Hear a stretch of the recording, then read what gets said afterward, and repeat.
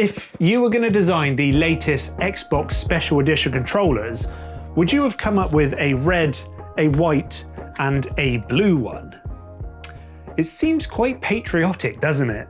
And today I'm going to do a little deep dive and show all the details, similarities and differences of these three special edition transparent Xbox controllers. And by the end of the video, I'd like you to comment which one of these you think is best looking. Even if you're not in the market for a new Xbox controller, these still might actually appeal to you, as they all work on multiple devices, not just an Xbox. So we can use them on our phones, tablets and PC, or other devices that you can use Xbox Cloud Gaming, which is included with the Game Pass Ultimate subscription. Okay, so starting off with this one, we've got the Ghost Cipher controller with its really nice deep dark blue transparent case. This one is the Ghost Cipher controller with its clear transparent case. And the third and the newest controller is this, the Pulse Cipher controller, with its super vibrant transparent red case. And as you can probably tell, these three controllers are all identical to the standard Xbox controller.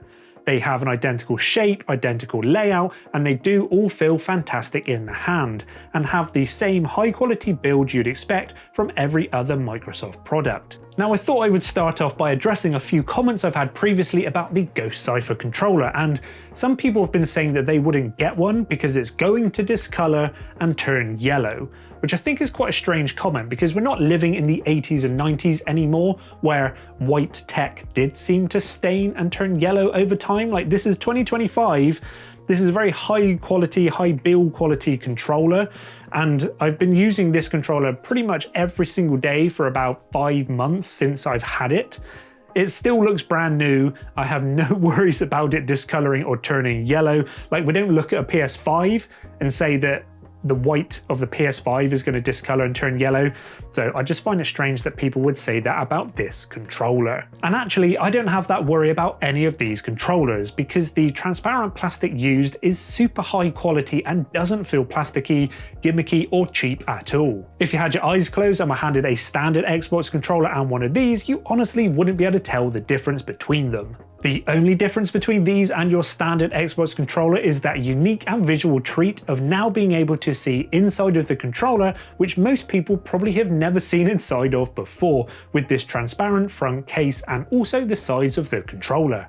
And if we look very closely, we can see that these sides actually have a textured grip on them. And what I really appreciate is the fact that you really cannot tell any difference between these two materials and these two sections. It feels pretty much seamless. And now we can see that the backs are a solid color, with the Ghost Cipher having a white and ash gray, the Ghost Cipher having a sky blue and dark blue, and the Pulse Cipher having that bright red and a dark red, which in some lights you might actually see is more of a browny, maroony or burgundy colour. Personally, I do feel that the solid colours on the back aren't as cool looking as their transparent front and sides, but you never really see the back of the controller when you're using it or when it's laid down on a table or on display, so this really isn't a deal breaker for me. So let's now take a closer look at the Ghost Cipher one. We can even see the shiny metallic frame inside. So I really like that the circular D-pad is this really nice looking metallic blue, which shines and catches the light when we move it around.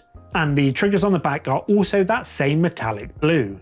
But the bumper buttons are the same dark blue as the back of the controller. And the rubberized section on the back where your fingers sit is this sky blue colour. The analog sticks on the front follow the back's design with a sky blue base and a dark blue rubberized top. The other buttons on the front are also that dark blue colour but have a nice bright sky blue as their accent colour, which makes it super easy to see. But the Xbox logo in the centre is actually black with a sky blue X, and as soon as you turn the controller on, the white LEDs shine through and leave the visible sky blue X, which is really nice. Now let's take a closer look at the Pulse Cipher controller, and we can see that it has this really nice striking red colour, and paired with a game like Gears of War or Doom, this controller does look fantastic. Again, this transparent red allows us to see the inner workings and the shiny metallic frame. So we have this bright metallic red D-pad, which again tonally matches the controller fantastically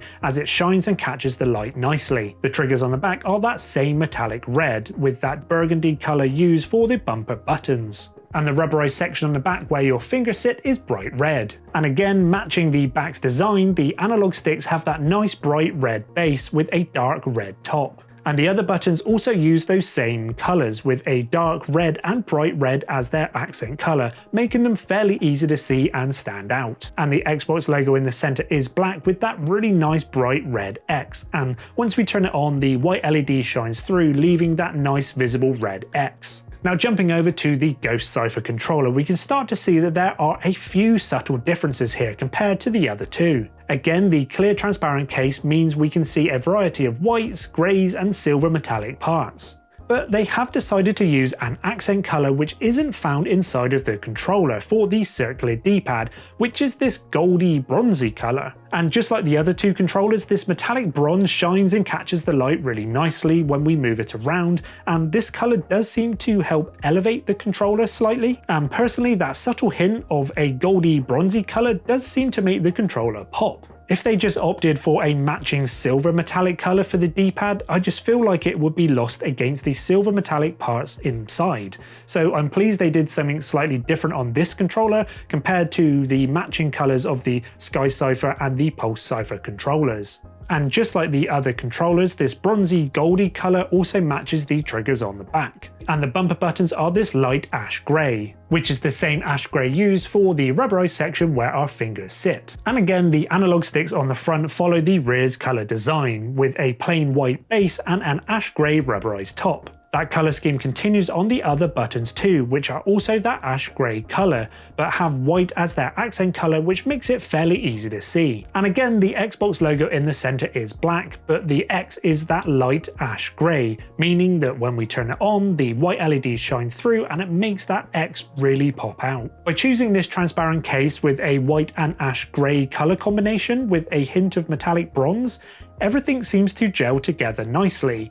Even though the bronze isn't a colour found within the controller, it just feels like a nice statement colour, and personally I think it just looks fantastic. But there is a few other subtle differences between these controllers besides the obvious colour differences. The transparent blue used on the Ghost Cipher is probably the darkest out of the three. This makes it slightly trickier to see inside of the controller. The clear case on the Ghost Cipher controller is definitely the easiest out of the three to see inside of, meaning we can easily see all of the moving parts. When we click the bumper buttons, we can see it moving inside. This is slightly harder to see on the Pulse Cipher one, but this is almost impossible to see moving on the Ghost Cipher controller, as the dark blue bumpers just seem to get lost within the dark blue transparent case. Likewise, when we spin the analog sticks around, we can just about see the sky blue base moving inside. The red sticks are visible and easier to see compared to the sky blue ones, but when we move the white analog sticks on the Ghost Cipher controller around, they really stand out and is much easier to see moving inside. And this is pretty much the same with the vibration motors too. Seeing these spinning and whirling around is so awesome, and again is really easy to see inside of the clear transparent case. But at the end of the day, being able to peer through any of these cases is a real feast for our eyes. Seeing inside, looking at the inner workings and mechanics is rare these days, and is such a nice and refreshing treat compared to the majority of other controllers which are just a solid colour. Even if you don't need another controller, you could just be like me and end up wanting these just to be used as a display, as they just look awesome even when we're not using them and just having them displayed on a shelf. Now I think the only thing that will put people off of these controllers is the fact that all three of them still come with two AA batteries, which they state last for about 40 hours of use. And yes, we can add our own rechargeable battery pack and charge it via the USB-C port on the back of the controller. And it is a shame that in 2025 that these special edition controllers still don't come with any form of internal rechargeable battery. So the question is now, which one of these do you think is best, the red, white or blue one? And like I said at the very beginning, if you're patriotic, you might actually want to pick up all three to match your country's flag. For instance, the Union Jack. Iceland, Australia, Thailand, France, Norway, Chile, Costa Rica, Paraguay, or any other country that has red, white and blue in it. And remember, all three of these are special edition controllers and probably won't be available forever, so if you do fancy picking one or two or three of these up, I grab them whilst you can. Or if you're thinking to yourself that you don't like any of those three colors, then what color would you want them to make next?